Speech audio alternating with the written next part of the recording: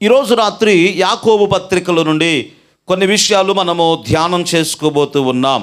పరిశుద్ధ బైబిల్ గ్రంథంలో యాకోబు పత్రిక 210వ పేజీ, కొత్త నిబంధనలో 210వ పేజీ, యాకోబు పత్రిక 1వ అధ్యాయంలో వ్రాయబడినటువంటి కొన్ని విషయాలు మనము ధ్యానం చేసుకోబోతూ ఉన్నాం. ఈ యాకోబు పత్రిక వ్రాసింది ఎవరు అంటే యేసుక్రీస్తు సహోదరులలో అంటే తమ్ముళ్లలో ఒక్కడైనటువంటి సహోదరుడు యాకోబు ఈ పత్రికను ఆయన వ్రాశాడు. యేసుక్రీస్తు 12 మంది శిష్యుల్లో ఒకడు కాదు, యేసుక్రీస్తు తమ్ముళ్ళలో ఒక్కడైనటువంటి యాకోబు గారు ఈ పత్రికను ఆయన వ్రాశాడు. యేసుక్రీస్తు శిష్యుడైనటువంటి యాకోబు ఆయన శిరచ్ఛేదనం చేయబడ్డాడు. తర్వాత పేతురు గారిని జైల్లో వేశారు చంపడానికి. సంఘం ప్రార్థన చేసినప్పుడు పేతురు గారు జైల్లో నుంచి విడిపించబడినట్లుగా అపోస్తుల కార్యముల గ్రంథంలో మనం చూస్తూ ఉన్నాం. అయితే ఈ యాకోబు అనబడినటువంటి వ్యక్తి మాత్రమే కాదు, మొత్తం యేసుక్రీస్తు కన్య అయిన మరియకు జన్మించిన తర్వాత యోసేపు మరియలకు పుట్టినటువంటి వారు 4 కుమారుల పేర్లు బైబిల్లో వ్రాయబడి ఉన్నాయి. అయితే 4 కుమారులు 2 కుమార్తెలు ఉన్నారు. ఈ విషయాన్ని ఆర్సీమాలు అంటారు, సరే వాళ్ళు అంగీకరించరు. అంటే మరియమ్మ గారు ఆమె జీవితాంతం కూడా కన్యలాగానే ఉంది, వారికి కుమారులు లేరు, కాబట్టి లైంగిక పరమైనటువంటి ఆ చర్య జరగలేదు అని చాలామంది భావించి ఆమె జీవితాంతం కన్యగానే ఉన్నది అని చెప్పేవారు లేకపోలేదు. కానీ మీరు నమ్మినా నమ్మకపోయినా అది సత్యం. బైబిల్లో వాళ్ళ దగ్గర ఉన్న బైబిల్లో అయినా ఏ బైబిల్లో అయినా వ్రాయబడింది ఏమిటంటే యేసుక్రీస్తు యొక్క సహోదరుల పేర్లు బైబిల్లో వ్రాయబడ్డాయి. యాకోబు, యోసేపు, తర్వాత సీమోను, యూదా అనబడినటువంటి 4 వ్యక్తులు బైబిల్లో మనకు కనబడుతూ ఉన్నారు. యేసుక్రీస్తు ఉన్నప్పుడు వారు ప్రభువును నమ్మలేదు, ప్రభునందు విశ్వాసం ఉంచలేదు వారు. మీరు చూడండి ఒకసారి యోహాను శుభవార్తలో 7వ అధ్యాయము 5వ వచనములో మీరు చదువుకుంటే అక్కడ రాయబడిన మాట చూడండి. యోహాను శుభవార్త 7వ అధ్యాయము 5వ వచనముల నుండి దేవుని వాక్యాన్ని ఈ సమయంలో మనం చదువుకుందాం. ఎవరు సహోదరులు? యేసుక్రీస్తు యొక్క సహోదరులైనను యేసుక్రీస్తునందు విశ్వాసముంచలేదు. మీకు అర్థమవుతుందా? యేసుక్రీస్తు యొక్క సహోదరులే ఆయన యందు విశ్వాసముంచలే. ఎందుకంటే మాకు ముందు పుట్టాడు, మా ఇంట్లో పుట్టాడు, ఈయన దేవుడేంటి అన్నట్లుగా ఆయన నామమందు వారు విశ్వాసముంచలేదు అనే లేఖన భాగంలో రాయబడి ఉన్నది. మరి అంతగా అపనమ్మకంగా జీవించినటువంటి ఈ యాకోబు మనం గమనించినప్పుడు మరి ఆయన జీవితంలో ఎంతగా మార్పు వచ్చింది అంటే ఒకానొక సమయంలో ఆదిమ సంఘములో ఒక పిల్లర్ లాగా, ఒక మూల స్తంభం లాగా సంఘానికి ఉన్నాడు, ఒక నాయకుడుగా నియమించబడ్డాడు అని లేఖన భాగంలో మనం చూస్తూ ఉన్నాం. మరి ఎప్పుడు మారు మనసు పొందాడు ఈయన? ఎప్పుడు మారు మనసు పొందాడు అంటే యేసుక్రీస్తు వారు శిలువ మరణం పొంది, జాగ్రత్తగా వినాలి, శిలువ మరణం పొంది ఆయన తిరిగి లేచిన తర్వాత ఈ భూమి మీద 40 రోజులు యేసుక్రీస్తు వారు సంచరించారు. ఎన్ని రోజులు? ఎప్పుడు? శిలువ మరణం పొంది తిరిగి లేచిన తర్వాత 40 రోజులు ఈ భూమి మీద యేసుక్రీస్తు వారు సంచరించారు. ఆ 40 రోజుల్లో ఒక రోజు ఈ యాకోబుకు, ఎవరు యాకోబు? 12 మంది శిష్యుల యాకోబు కాదు, అర్థమవుతుందా? ఈ యాకోబు యేసుక్రీస్తు తమ్ముడైనటువంటి యాకోబును యేసుక్రీస్తు వారు దర్శించాడు. ఆయన పునరుత్థానుడై తిరిగి లేచింది ఆయన కనపరుచుకున్నాడు. కాబట్టి చూసిన తర్వాత యాకోబు నమ్మాడు అని లేఖన భాగంలో మనం చూస్తూ ఉన్నాం. ఆ రెఫరెన్స్ మీకు కావాలి అంటే అపోస్తుడైన పౌలు కొరింథీ సంఘానికి ఉత్తరాన్ని వ్రాస్తూ తన మొదటి పత్రికలో 15వ అధ్యాయము 5వ వచనములో ఆ మాట వ్రాస్తూ ఉన్నాడు. మొదటి కొరింథీయులకు రాసిన పత్రిక, అపోస్తుడైన పౌలు కొరింథీ సంఘానికి రాసిన మొదటి పత్రిక 15వ అధ్యాయము 5వ వచనముల నుండి దేవుని వాక్యాన్ని మనం చదువుకుంటే రాయబడిన మాట, ఆయన కేఫాకును అంటే పేతురుకును తరువాత అందరికీ మరలా తను తాను కనపరుచుకున్నాడు 12 మంది అపోస్తులకు. అటుపిమ్మట సుమారుగా 500 మంది కంటే ఎక్కువైనటువంటి సహోదరులకు ఒక్క సమయమందే ఆయన కనబడెను. వీరిలో అనేకులు ఇప్పటి వరకు, అంటే పౌలు గారు ఆ ఉత్తరం రాసే ఆ టయానికి ఇంకా కొంతమంది నిలిచి ఉన్నారు అని రాస్తున్నాడు, కొంతమంది ఏమో చనిపోయారు అని రాశాడు. 7వ వచనములో తరువాత ఆయన యాకోబుకును, అటు తర్వాతగా చివరిలో నాకు కూడా కనబడ్డాడు అని పౌలు మాట్లాడుతున్నాడు. ఆమేన్ చెప్పండి గట్టిగా. కాబట్టి ప్రభు అయిన యేసుక్రీస్తు వారు మరణమును చేయించి తిరిగి లేచిన తర్వాత నేను తిరిగి లేచాను అని ఆ పునరుత్థానపు ప్రమాణపు రుజువులు ఆయన కనపరుచుకున్నాడు. పౌలు గారి కంటే ముందుగా యాకోబుకు కనబడ్డాడు. చిట్ట చివరిగా ఎవరికి కనపరుచుకున్నాడు అంటే అపోస్తలుడైనటువంటి పౌలు గారికి కనపరుచుకున్నాడు. ఆ విషయాన్ని పౌలు గారు ఇక్కడ స్పష్టంగా జ్ఞాపకం చేస్తూ ఉన్నాడు. సరే, జాగ్రత్తగా గమనించండి. మారు మనసు పొందాడు ఈ యాకోబు. కానీ ఎంతగా ఆయన మారు మనసు పొందాడు అంటే ఆదిమ సంఘములో ఒక నాయకుని స్థానములోనికి వచ్చాడండి. అంతగా ఆయన మారు మనసు పొందాడు. నాయకుని స్థానము అంటే యేసుక్రీస్తు 12 మంది శిష్యుల్లో ఒక ఆయన చనిపోయాడు యేసయ్యను అప్పగించి. ఏం పేరు చెప్పండి ఒకసారి, ఆయన పేరేంటి? ఇస్కరియోతు యూదా. అందరు చెప్పండి నోరు తెరిచి. యేసయ్యను అప్పగించినటువంటి యూదా పేరు. బైబిల్లో యూదాలు అంటే చాలామంది ఉన్నారు. యేసయ్య తమ్ముడి పేరు కూడా యూదానే. అర్థమవుతుందా మీకు? ఆయన కూడా ఒక పత్రిక రాశాడు, ప్రకటన గ్రంథానికి ముందు రాయబడినటువంటి యూదా పత్రిక. అయితే ఇస్కరియోతు యూదా యేసుక్రీస్తును అప్పగించినటువంటి తరువాత ఆయన వెళ్ళి ఉరి వేసుకొని చనిపోయాడండి.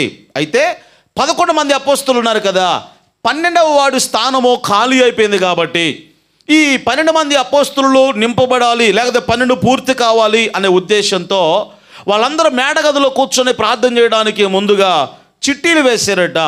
2 పేర్లు చిట్టీలు వేశారు. ఒక ఆయన పేరేమో బర్సబ్బా అనుకుంటా. బర్సబ్బా, బర్రబ్బా కాదు, లేదా బర్నబా కాదు, వాళ్ళు వేరు.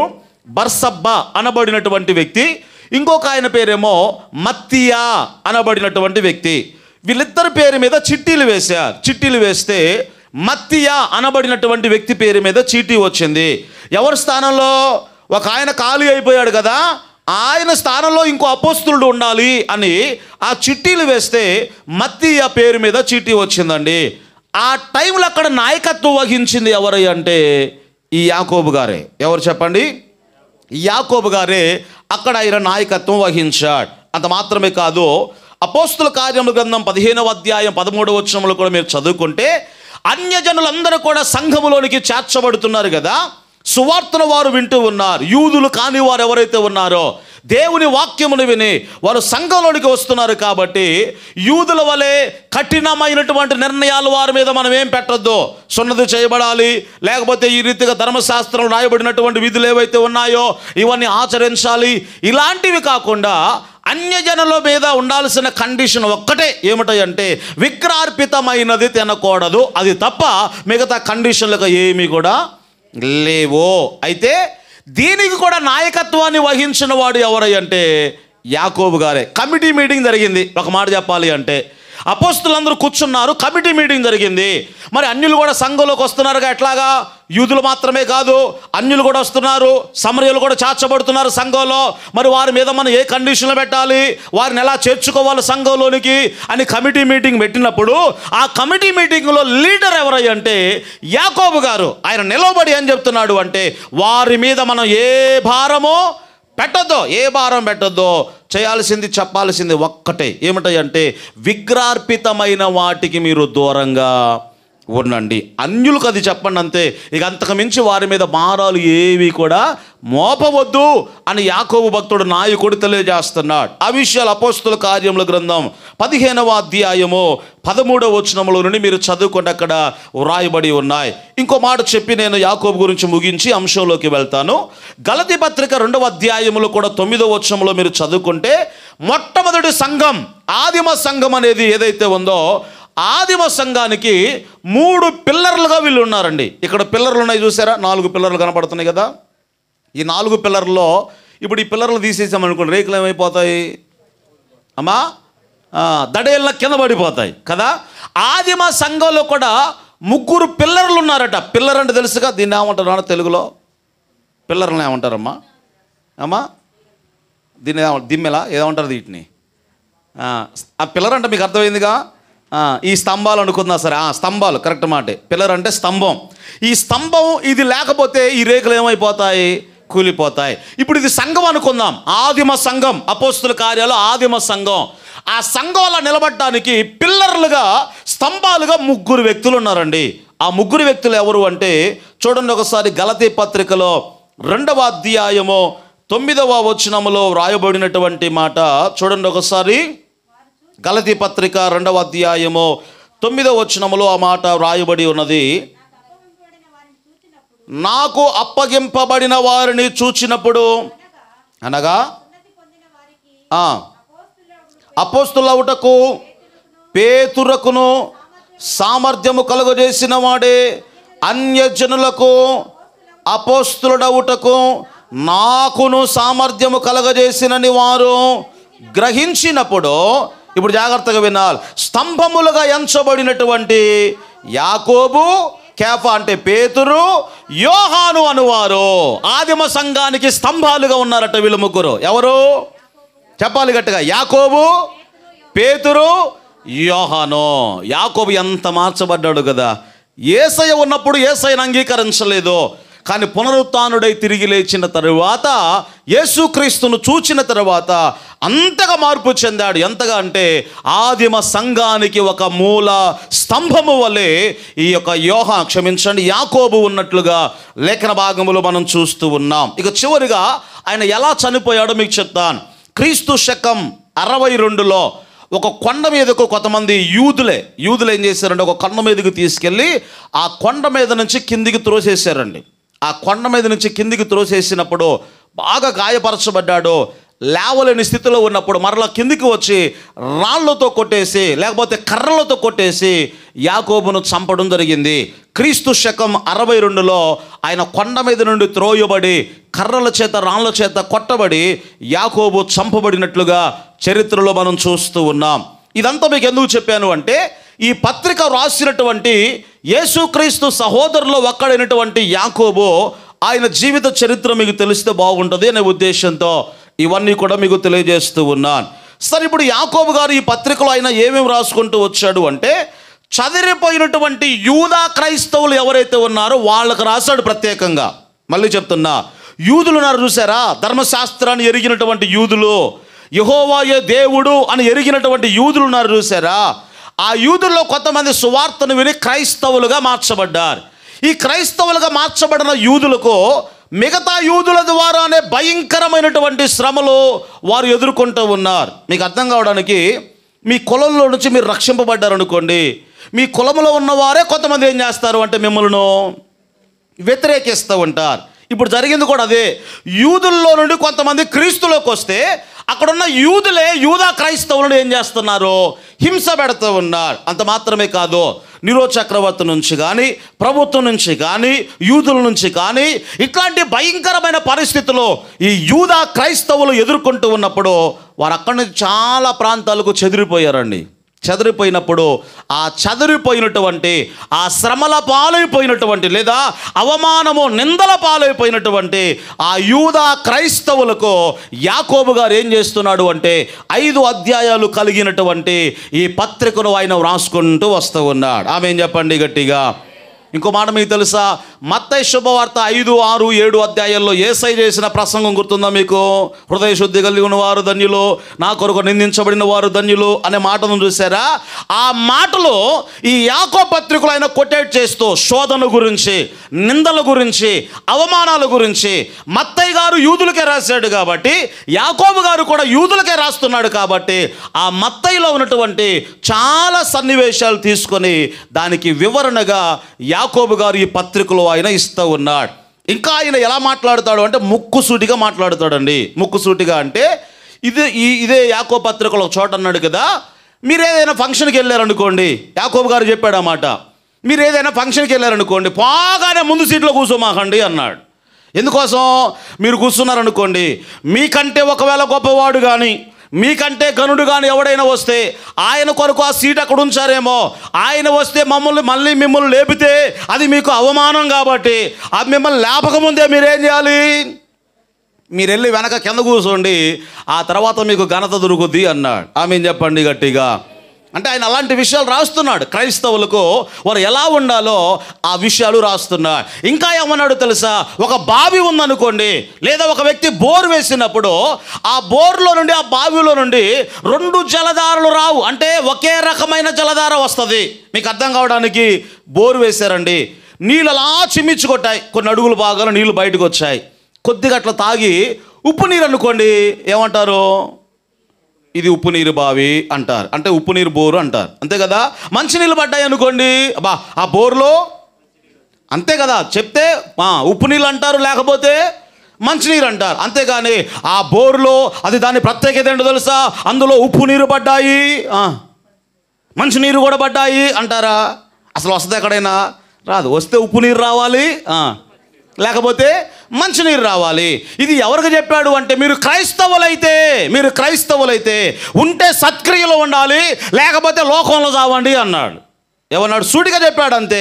మీరు ఉంటే సత్క్రియలు కలిగి క్రీస్తు వలె బ్రతకండి, లేకపోతే మీరు లోకంలో బ్రతకండి. ఒకే బావిలో నుండి, ఒకే ఓటలో నుండి ఇవి రెండు కూడా రావు, రెండు రకాలు రావు.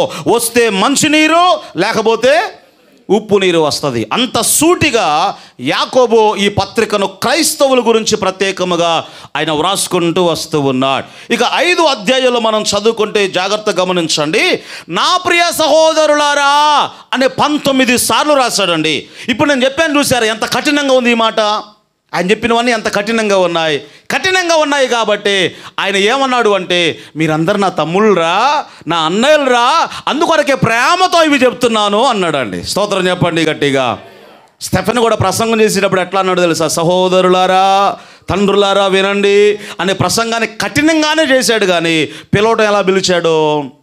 సహోదరులారా, తండ్రులారా. యాకోబు గారు కూడా సుమారుగా 19 సార్లు ఏమన్నాడు అంటే, మీరు నా ప్రియ సహోదరులు కాబట్టి ప్రేమతో ఈ మాటలు చెప్తున్నాను వినండి అని కఠినంగా యాకోబు క్రైస్తవులు ఎలా బ్రతకాలో ఆ విషయాలు స్పష్టంగా జ్ఞాపకం చేస్తున్నాడు. ఇక 1వ అధ్యాయంలో మనం చదువుకుంటే పోరాటాల గురించి రాస్తున్నాడు. క్రైస్తవుడైనప్పుడు కొన్ని పోరాటాలు వస్తాయి, కొన్ని నిందలు వస్తాయి, కొన్ని అవమానాలు వస్తాయి. కాబట్టి మనం పోరాటం చేసేవారముగా మనం నిలవబడాలి అని పోరాటాల గురించి రాసుకుంటూ వస్తూ ఉన్నాడు. ఇక 2వ అధ్యాయంలో మనం చదువుకుంటే అనేక మంది మీరు సేవకులు కాకుండా మంచిది అన్నాడండి. ఏమన్నాడు 2వ అధ్యాయంలో? ఎందుకొరకు? 1వ అధ్యాయంలో పోరాటాల గురించి రాశాడు, కానీ 2వ అధ్యాయంలో ఏం రాశాడు అంటే, బోధించేటువంటి వారు లేదా ఎక్కువ తెలుసుకున్నవాడు ఎక్కువ పాటించాలి, కాబట్టి ఎక్కువ తెలుసుకున్న వానికి ఎక్కువ తీర్పు ఉంటుంది. అంటే ఏంటి? ఆ సందర్భంలో యాకోబు గారు ఏమన్నాడు అంటే, అనేకులు సేవకులు కాకుండుట మంచిదని ఎందుకొరకు అంటున్నాడు అంటే, ఎక్కువ అనుభవం ఉన్నవానికి ఎక్కువ దెబ్బలు అన్నాడు. మీకు అర్థమైందా? అంటే తీర్పు సేవకునికి 2 తీర్పు అనే మాట జ్ఞాపకం చేస్తున్నాడు యాకోబు భక్తుడు. ఇదంతా ఎందుకు చెప్తున్నాను అంటే, తెలిసిన దానిని మనం ఏం చేయాలి అంటే మీరు పాటించాలి అని 2వ అధ్యాయంలో చెప్తున్నాడు. ఇక 3వ అధ్యాయంలో మనం చదువుకుంటే పాటించాలి మంచిదే, కానీ 3వ అధ్యాయం అంతా 4 గురించి చెప్పాడండి. దేని గురించి?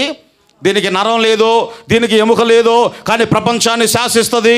ఇది మీలో ఉన్న పాప ప్రపంచము అని మన మాటలు జాగ్రత్తగా ఉండాలి, నీ పలుకు జాగ్రత్తగా ఉండాలి అని దేని గురించి చెప్పాడు? నాలుక, క్రైస్తవుల నాలుక, మాటలు జాగ్రత్తగా ఉండాలి అని 3వ అధ్యాయంలో చెప్తూ ఉన్నాడు. ఇక 4వ అధ్యాయంలో ఏం చెప్తున్నాడు అంటే, ఎటువంటి ప్రమాద పరిస్థితులైనా సరే మీరు సమాధాన దూతగా, శాంతి దూతగా మీరు ఉండాలి, ఆ విషయాన్ని చెప్తున్నాడు. ఇక చివరిగా 5వ అధ్యాయములో అనేకమైన సమస్యల మధ్యలో మీరు ప్రార్థనా శక్తిని కలిగి ఉండాలి అన్నాడు. ఆమేన్ చెప్పండి గట్టిగా. ఇది 5 అధ్యాయాల్లో కూడా యాకోబు గారు రాసినటువంటి విషయాలు. ఇప్పుడు మన అంశంలోకి వెళ్తే 1వ అధ్యాయము 16వ వచనముల నుండి కొన్ని మాటలు 10 నిమిషాల్లో నేను ముగించేస్తాను. యాకోబు పత్రిక 1వ అధ్యాయము 16వ వచనముల నుండి దేవుని యొక్క వాక్యాన్ని ఈ సమయంలో మనం చదువుకుందాం. నా ప్రియ సహోదరులారా, మోసపోకుడి, శ్రేష్టమైనటువంటి ప్రతి ఈవియు, సంపూర్ణమైనటువంటి ప్రతి వరమును పరసంబంధమైనదై జ్యోతిర్మయుడగు తండ్రి యొద్ద నుండి వచ్చును. ఆయన యందు ఏ చంచలత్వమైనను గమనాగమనము వలన కలుగు ఏ ఛాయ అయినను లేదు. స్తోత్రం చెప్పండి గట్టిగా. జాగ్రత్తగా వినండి. మీరు మోసపోవద్దు అనే మాటతో ఆరంభించాడు. ఇక్కడ చాలా సూటిగా చెప్తున్నాడు, క్రైస్తవులరా మీరు మోసపోవద్దు అన్నాడు. ఈరోజు సాతానుడు చేసేదే అది క్రైస్తవులను. మీకు అర్థమవుతుందా? ఎన్ని విషయాల్లో మోసపోతున్నారో ఈరోజు క్రైస్తవులు. ఇదిగో వీరు నిజమైన బోధకులేమో, ఈ వాక్యం నిజమైనదేమో, లేకపోతే ఈ ఆత్మీయత ఈ సంఘం నిజమైనదేమో, లేకపోతే ఫలానా అన్నట్లుగా. అంటే ఆత్మ సంబంధమైన విషయాల్లోనే ఈరోజు చాలామంది మోసగించబడుతున్నారు. ఎలా మోసగించబడుతున్నారో మీకు చెప్తాను. దేవుడు ఈ భూమి మీద ఉన్న ప్రతి వ్యక్తికి కూడా ఏం చేస్తాడు అంటే కొన్ని తలాంతులు ఇస్తాడండి. ఏమిస్తాడు చెప్పండి? నాకే తలాంతు లేదన్నవాడు భూమి మీద ఎవడు లేడు. ఏదో ఒక తలాంతు దేవుడు నీకు ఇస్తాడు. మీకు అర్థం కావడానికి కొంతమంది గట్టిగా మాట్లాడే వాళ్ళు ఉంటారు నాలాగా, కొంతమంది అసలు ఏమీ మాట్లాడలేని వారు ఉంటారు, కొంతమంది చీటీ మాటికి కోపగించుకొని అరిచేవారు ఉంటారు, కొంతమంది మౌనంగా ఉండేవాళ్ళు ఉంటారు. అంటే మీకు అర్థం కావడానికి ఈ విషయాలు చెప్తూ ఉన్నా. కొంతమంది బాగా పాడగలిగిన వారు, కొంతమంది వాయిద్యాలు వాయించగలిగిన వారు. ఇప్పుడు ఈ తాళం ఉందనుకోండి, ఈ తాళం అనేది ఒకరు నేర్పిస్తే రాదు. మీకు తెలుసా? తాళం అనేది ఒకరు నేర్పిస్తే రాదు. డ్రమ్స్ కానీ మ్యూజిక్ కానీ అవి నేర్చుకుంటే వస్తాయి, కానీ తాళం అనేది పుట్టుకతోనే తెలియాలి. అదంతే. అర్థమవుతుందని అనుకుంటున్నా. చప్పట్లు కలిపి కొడతారు చూసారా? ఈ చప్పట్లు కలిపి కొట్టడం అనేది తాళం అంటారు. ఈ తాళం అనేది పుట్టుకలోనే. కొంతమందికి ఆ తాళం అనేది తెలియదండి. పాట ఒక రకంగా పోద్ది.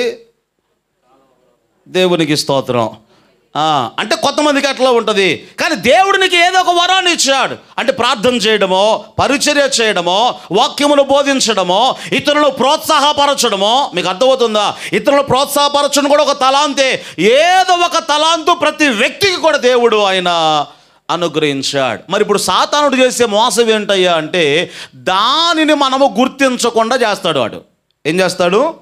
దేవుడు నీకు ఇచ్చిన వరం ఏంటో గుర్తించకుండా చేస్తాడు. మొదటిది ఏ మోసం చేస్తాడు? కొంతమంది అంటే నాకేమీ లేదండి, నేను ఉట్టిదాన్ని, మట్టిదాన్ని, చెదలు, ఇంకేది దుమ్ము ధూళి, దేవునికి స్తోత్రం, ఏమీ లేదనుకుంటావు చూసావా? అట్ట మోసం చేస్తాడు సాతానుడు. ఏదో ఒక తలాంతు దేవుడు నీకు ఇచ్చాడు, దాన్ని గుర్తించకపోవడం ఒక మోసం అయితే, రెండవది అది గుర్తించక ప్రతి దాంట్లో ఏళ్ళు పెడతారు కొంతమంది. ప్రతి దాంట్లో ఏళ్ళు పెట్టడం అంటే వాక్యం చెప్పరాకపోయినా కొంతమంది అంటే వాడబడేవారు. ఇది మూడోదండి. మళ్ళీ మూడో మోసం ఏంటి? ఎవరైనా వాడబడుతున్నారు అనుకోండి, వారిని చూస్తే విమర్శలు. మళ్ళీ ఏంటి? వాళ్ళే చెప్పాలా, వాళ్ళే అభిషేకించాలా, లేదా వాళ్ళే పలానా, నేను చెప్పలేనా? ఒక ఆయన అన్నాడు మన సంఘంలో అప్పుడు. సరే అంటే నేనేం చేశానంటే అప్పుడు ఇంకా యవనస్తులు లేరు, ఇంకా వీళ్ళు తయారవ్వాలా, కింద రేగులు చర్చే ఉంది. గుడ్ ఫ్రైడే రోజు 7 మాటలు చెప్పడానికి 7గురికి ఇచ్చాను నేను టైం. 7గురికి ఇచ్చా, పేరు చెప్పనులే కానీ 7గురికి ఇస్తే అందులో ఒక ఆయనకి ఇచ్చాను. ఆయనకు బాగా ఆసక్తి, నిలబడి చెప్పాలి, బాగా ఆసక్తి. సరే ఇచ్చా, ఏం చెప్తాడు అని మొత్తానికి నిలబడ్డాడు. ఏదో మొత్తానికి సమాప్తమైనదో ఏదో మాట ఇచ్చా. నిలబడి నేను వెనక్కి కూర్చుంటే ఎటు చూస్తున్నాడు నాకు వెళ్ళి. చెప్పయ్యా అంటే ఈ అంటున్నాడు. అంతే, ఏం చెప్పట్లా ఈ అంటున్నాడు. మళ్ళీ నా వైపు చూశాడు. ఎన్నో మాట అంటే సమాప్తమైనది అనే మాట ఆయనకి ఇచ్చా. ఆ తర్వాత సమాప్తమైనది అనే మాట కదయ్యా, ఆ మాట గురించి చెప్పు అంటే సమాప్తమైనది అని పోయి కూర్చున్నాడు. ఏం చెప్పలేగా, సమాప్తమైనది అని పోయి కూర్చున్నాడు. అంతే. మళ్ళీ ఆ వ్యక్తి ఏం చేస్తాడు? వాళ్ళే చెప్పుడు గాల్లా, వాళ్ళే నడిపించుడు గాల్లా. అరే నీకు ఇస్తేనో చేత కాదా, నడిపించే వాళ్ళని చూస్తేనేమో మంట మండిపోద్దా. ఇది సంఘంలో కొంతమంది అట్లా మోసగించబడుతూ ఉన్నారు. దేవుడు నీకు ఏదో తలాంతు ఇచ్చుంటాడు కదా, ఆ తలాంతును వినియోగించుకో. ఒకవేళ దేవుడు నీకు ఆస్తి ఇచ్చాడేమో, ఆస్తి ద్వారా కూడా పరిచర్య చేసిరి అని రాయబడింది బైబిల్లో. అది ఇవ్వడం చేత కదా మనకి. పాట టాలెంట్ లేకపోయినా పాడబడాలా. కొంతమంది ఈ మధ్య ఒక మీటింగ్కి వెళ్తే పాటలు అయిపోయాయి. పాటలు అయిపోతే ఒక ఆవిడ వచ్చేసి, అయ్యగారండి నాకు వాక్యానికి ముందు ఒక పాటకు సమయం ఇవ్వండి అని అడిగిందట. పాపం కొత్తగా వస్తుంది ఆమె. మళ్ళీ ఇవ్వకపోతే అదొక తంటాయి గారికి ప్రార్థన మానేస్తారు కదా. సరే నాకు వాక్యానికి ముందు, అది పబ్లిక్ మీటింగ్ అండి, కొన్ని 100 మంది కూర్చున్న మీటింగ్ అది. వాక్యానికి ముందు నాకు ఒక పాట కావాలంటే ఇన్స్ట్రుమెంట్స్ ఉన్నాయి, 100 మంది కూర్చొని ఉన్నారు. ఈమె స్టేజ్కి పాట పాడుతుంటే నేను అనుకున్నా కదా, ఎంత సుందరమైన స్వరమో అనుకున్న. దేవునికి స్తోత్రం. పాట ఎత్తుకొట్టి నేను ఆ పాట అయిపోయింది దాకా ఆ ఏరియాకి రాను, మళ్ళీ వెళ్ళిపోయి అసలు అటుబడి అసలు ఆ మ్యూజిక్ వెళ్ళిపోతుందో తెలియట్లా, ఈవెంట్ పాడుతుందో అర్థం కావట్లా. ఆడ కూర్చున్న అందరికీ భూస్థాపన కార్యక్రమం ఎట్లా సైలెంట్గా కూర్చుంటారో, చప్పట్లు కూడా కుదరట్లా. దేవునికి స్తోత్రం. దేవుడికి ఏ వరం ఇచ్చాడో ఆ వరాన్ని వినియోగించు. అన్నింటిలో ఏలు పెట్టడం ఎందుకు? అర్థమైతే స్తోత్రం ఆమేను చెప్పండి. హల్లెలూయా. దేవుడు సంఘములో ఏదో ఒక వరాన్ని నీకు ఇచ్చుంటాడు. ఆ వరాన్ని సంఘ ప్రయోజనం కొరకు నువ్వు వాడుకోవాలి. అయితే ఇప్పుడు సాతానుడు ఎలా మోసం చేస్తున్నాడు? ఆ తలాంత్ ఏంటో కూడా నువ్వు గుర్తించలేకపోతున్నావు. అది మోసం అంటే. ఆ తలాంత్ ఏంటో కూడా నువ్వు గుర్తించలేకపోతున్నావు. ప్రార్థన చేయి, దేవుడు నీకు ఇచ్చినటువంటి తలాంత్ ఏంటో నువ్వు గుర్తించగలుగుతావు. ఇక్కడ ఏమన్నాడు అంటే పరసంబంధమైన ప్రతి తలాంతు, ప్రతి వరము కూడా దేవుడు ఒక్కొక్కరికి అందరికీ ఆయన అనుగ్రహిస్తూ ఉన్నాడు. మీకు ఒక మాట చెప్పనా, బైబిల్లో 3 వ్యక్తులు ఉన్నారండి. 3 వ్యక్తులు. పేతురు స్వభావం ఎలాంటిదో తెలుసా? ప్రతి దానికి కూడా తొందరపడి మాట్లాడేవాడు. దుడుగు పేతురు అంటారు. అందుకొరకు యేసయ్య ముద్దుగా ఏం పేరు పెట్టారంటే బండోడా అన్నాడు. అంతే. ఏమన్నాడు? కేఫా అంటే ఏంది? రాయి, బండ అని అర్థం కదా. బండోడా అని పేరు పెట్టుకున్నాడు యేసయ్య. ప్రతిదానికి దుడిగే. ఇప్పుడు పడవ దగ్గరికి యేసయ్య నడుచుకుంటూ వస్తూ ఉంటే, పిల్లారా మీరు భయపడమాకండి నేనే అంటే పేతురేమన్నాడు? నిజంగా నువ్వే అయితే నేను కూడా. అందరల్లా ఎవరన్నారు? పేతురు గారు. ఇక రూపాంతరం కొండ మీదకి వెళ్ళారండి. అక్కడ ఏలీ గారు, మోషే గారు కనపడ్డారు. యేసయ్య కూడా పరలోకం వెళ్తే ఎలా ఉంటాడో ఆయన తన్ను తాను అక్కడ కనపరుచుకున్నాడు. తను తాను కనపరుచుకుంటే ఇక కొండ దిగి వచ్చే ముందు ఏమన్నాడు? ప్రభువా మనం కొండ దిగి వెళ్ళొద్దయ్యా, ఇక్కడే ఉందాము. నీకు ఒక గుడి, ఏలియా గారికి ఒక గుడి, మోషే గారికి ఒక గుడి, 3 గుళ్ళు కడతారయ్యా, ఇది పెద్ద పుణ్యక్షేత్రం అయిపోద్ది అంటే నోరు మూసుకొని కిందికి బా అన్నాడు యేసయ్య. ఆ తర్వాత పేతురు నేను సిలువెక్కాలి, సిలువ మరణం పొందాలి, అందుకోసం ఈ లోకానికి వచ్చాను అంటే పేతురేమన్నాడు? అందరూ బాగానే ఉన్నారులే కానీ ప్రభువా ఆ సిలువ మరణం నీకు తోరమగునగాక అన్నాడు. అదే మనమైతే ఏమంటావు? అప్పుడు యేసయ్య స్థానంలో ఉంటే, పేతురు నేనంటే ఎంత ప్రేమయ్యా నీకు, ఎవరు మాట్లాడలేదు కానీ. అప్పుడు యేసయ్య ఏమన్నాడు తెలుసా? సాతానా, అసలు ఆ మాట అంటే ఎవడైనా ఉంటాడు అక్కడ? అసలు ఏ వాళ్ళకు ముందే అలుగుతున్నారు నా మీద, దేవునికి స్తోత్రం. ఇక అదంటే ఉంటారు అసలు ఎవరైనా? యేసయ్య అన్నాడు కదా, సాతానా నా వెనుకకు పో అని చెప్పేసి అన్నాడు. ఎన్ని సందర్భాల్లో గద్దించాడో యేసయ్య. ఇంకా గెత్సెమనే తోటలో శిష్యులందరూ కూడా ఉన్నారు. మరి కొన్ని నిమిషాలు నన్ను పట్టుకుంటారు, మీరందరూ కూడా చల్లా చెదిరైపోతారంటే వెంటనే పేతురేమన్నాడు? ఎవడైనా పోతాడేమో కానీ నేను మాత్రం పోను ప్రభు అంటే. చాలే పేతురు, కాసేపట్లో యేసు ఎవరో నాకు తెలియదని 3 సార్లు నువ్వు అబద్ధం చెప్తావా అంటే, ప్రభువా నేనా, అసలు నా ప్రాణం పోయినా కూడా అబద్ధం ఆడను. అన్నిటిలో కూడా తొందరగా మాట్లాడేవాడు. ఈ తొందరపాటు పేతురును దేవుడు ఎలా వాడుకున్నాడు అంటే, ఈయనైతే మొట్టమొదటిగా సంఘాన్ని స్థాపించడానికి పనికొస్తాడు అని పెంతుకొస్తు పండుగ దినమందు అందరి తరపున మాట్లాడడానికి పేతురు గారిని దేవుడు వాడుకున్నాడు. ఆమేన్ చెప్పండి గట్టిగా. అంటే సంఘాన్ని స్థాపించడానికి పెంతుకొస్తు పండుగ దినమందు మాట్లాడితే 3000 మంది రక్షణ పొందారు. ఆ తర్వాత మాట్లాడితే 5000 మంది పురుషులు సంఘంలోకి చేర్చబడ్డారు. అట్లాగన పేతురు ఈ పరలోకపు సువార్త, ఆ తాళపు చెవి ఏవైతే ఉన్నాయో వాటిని వాడగలిగినటువంటి సామర్థ్యవంతుడు అని మొట్టమొదటిగా ఎవరికి అప్పగించాడు యేసయ్య? పేతురు గారికి. కాబట్టి తొందరపడి మాట్లాడే ఆ విధానాన్ని యేసయ్య ఎలా వాడుకున్నాడు అంటే, పెంతుకొస్తు పండుగ దినమందు ఆయన దాన్ని ఏమంటారు, ఆ తెలుగు పదం నాకు రావట్లా, అనర్గళంగా మాట్లాడగలిగినటువంటి వాడు. కాబట్టి ఏం చేశాడు? యేసయ్య ఆయనకు అనుమతి ఇచ్చాడు. పెంతుకొస్తు పండుగ దినమందు సంఘం స్థాపించబడేటువంటి ఆ సమయంలో ఆయన మాట్లాడాడు. ఇక రెండవదిగా సంఘం స్థాపించబడిన తర్వాత కొన్ని రోజులు గడుస్తూ ఉంది. ఈ సంఘంలోకి ఇప్పుడు ఎవరు వస్తారు? దుర్బోధకులు వస్తారు ఖచ్చితంగా. వాడు ఊరుకోడు. ఎవడు? సాతానుడు ఊరుకోడు కదా. దుర్బోధకులు వస్తారు. మరి దుర్బోధకులు వచ్చినప్పుడు ఈ సంఘము ప్రభువులో నిలబడాలి అంటే జ్ఞానముతో బోధించేవాడు కావాలి. అందుకొరకే రెండవది, ఆ టైంలో దేవుడు ఎవరిని ఎన్నుకున్నాడు అంటే అపోస్తులుడైనటువంటి పౌలు గారిని ఎన్నుకున్నాడండి. ఆయన ఎలా మాట్లాడతాడు అంటే తక్కువగా మాట్లాడతాడు కానీ జ్ఞానంతో ఆయన పత్రికలు రాశాడు. ఎలా రాశాడు? జ్ఞానంతో. పేతురు గారి టైం అయిపోయింది. ఇప్పుడు ఎవరి టైం వచ్చింది? పౌలు గారి టైం వచ్చిందండి. అయితే శిష్యులందరూ చనిపోయారు. పౌలు గారు చనిపోయాడు, శిష్యులందరూ, అపోస్తులందరూ చనిపోయారు. సంఘములో ఉన్న శిష్యులు కూడా చంపబడుతూ ఉన్నారు. అయితే ఒక్క ఆయనే ఉన్నాడండి. ఈ యోహాను గారు ఎలా ఉంటాడో తెలుసా? ముచ్చు అంటారు చూసారా? ముచ్చు అంటే తెలుసా మీకు? మీకు చెప్పాలంటే 4 ముచ్చు అంటారు చూసారా? 4 ముచ్చు అంటే మూలలు కూర్చుంటారు, ఎవరితో మాట్లాడరండి. ఈ యోహాను గారు ఆ టైప్. ఏ యోహాను గారు? యేసయ్య రొమ్మున ఆనుకొని ఉన్నవాడు. యేసయ్యను అప్పగించేటప్పుడు అందరూ అడుగుతున్నారు, ఎవరు ప్రభువా, ఎవరయ్యా నన్ను అప్పగించేది, ఎవరయ్యా అంటే ఈయనేం మాట్లాడాల, అట్లా ఆనుకొని కూర్చున్నాడు అంతే. ఎవరేం అందరూ మాట్లాడారు, యేసయ్య మౌనంగా ఉన్నాడు. అప్పుడు పేతురు గారు అన్నారు కదా సైగ చేసి, కనుక్కో ఎవరో కనుక్కో. ఈయన సైలెంట్గా ఉన్నాడు. ఎవరు? యోహాను గారు. కాబట్టి ఈయన ఏ టైపు? నాలిముచ్చు టైపు. ఏ టైపు చెప్పండి?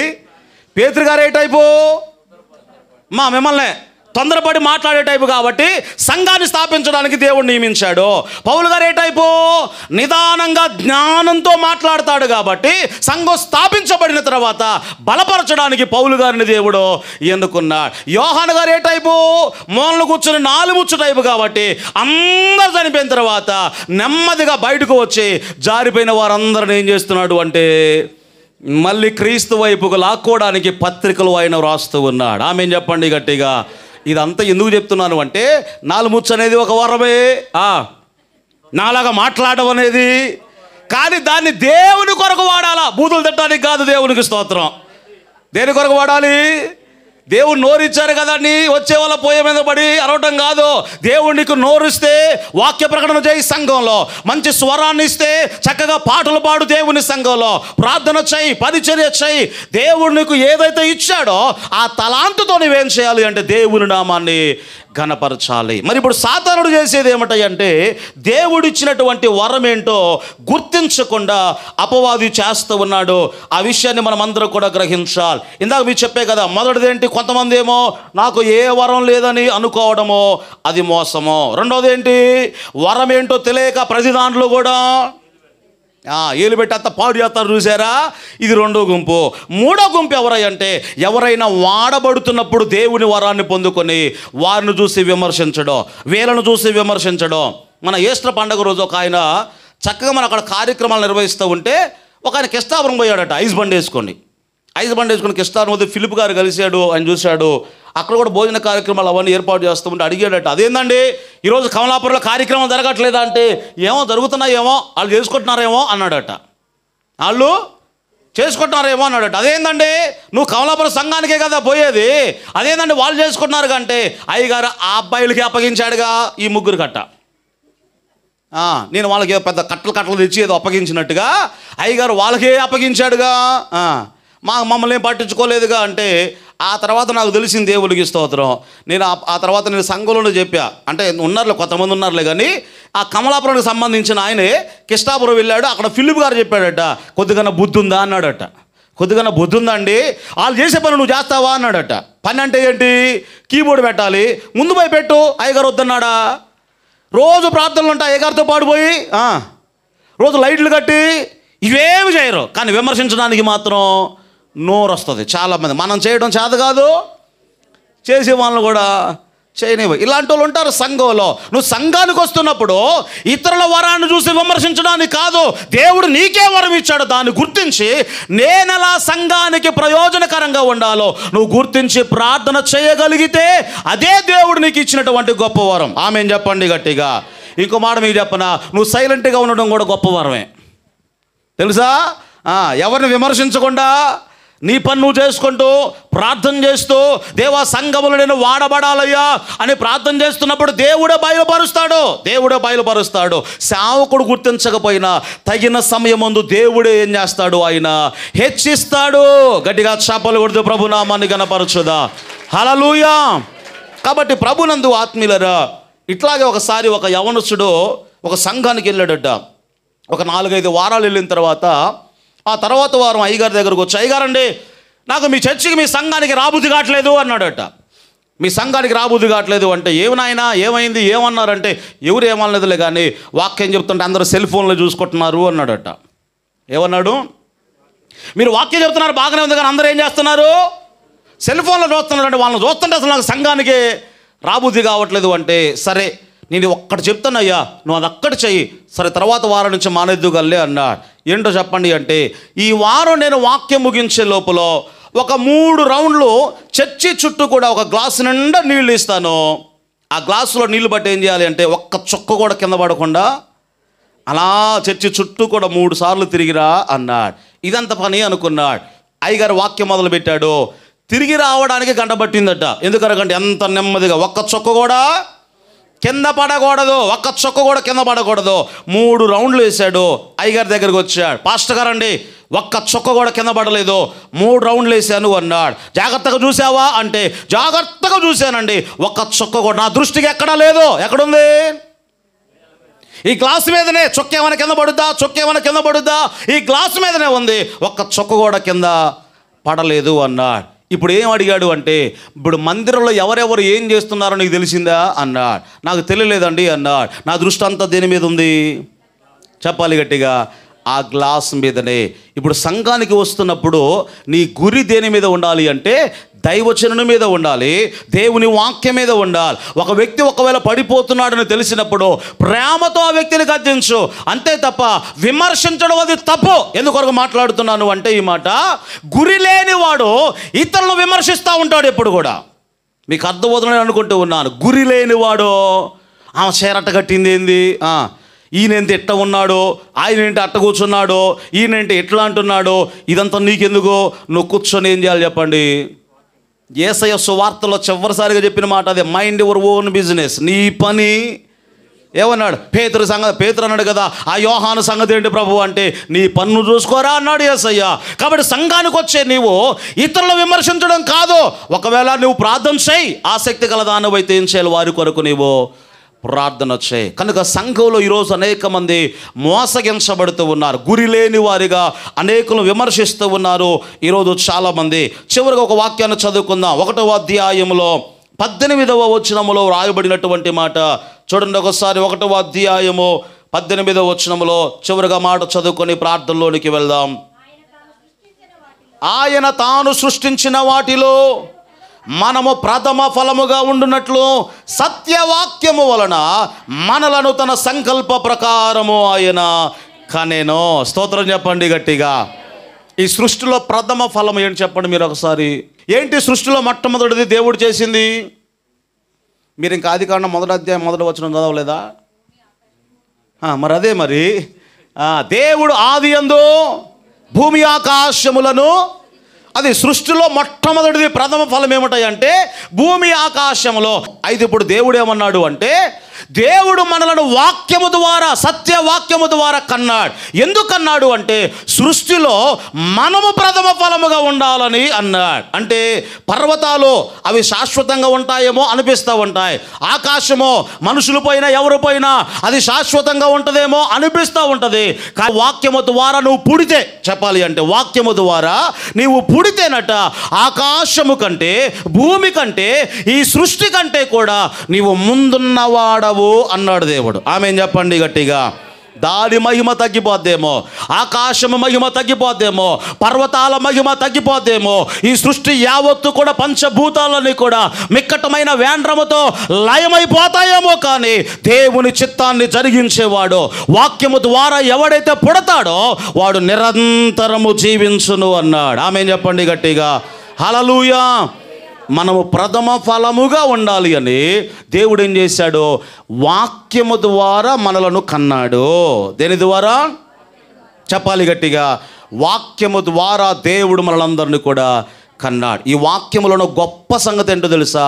దీన్ని చదువుతూ ఉంటే దేవుని గురించి ఎక్కువ తెలుసుకోవడం ఏమో కానీ ముందు అసలు నీవేంటో నీకు అర్థమవుద్ది. ఆమె చెప్పండి గట్టిగా.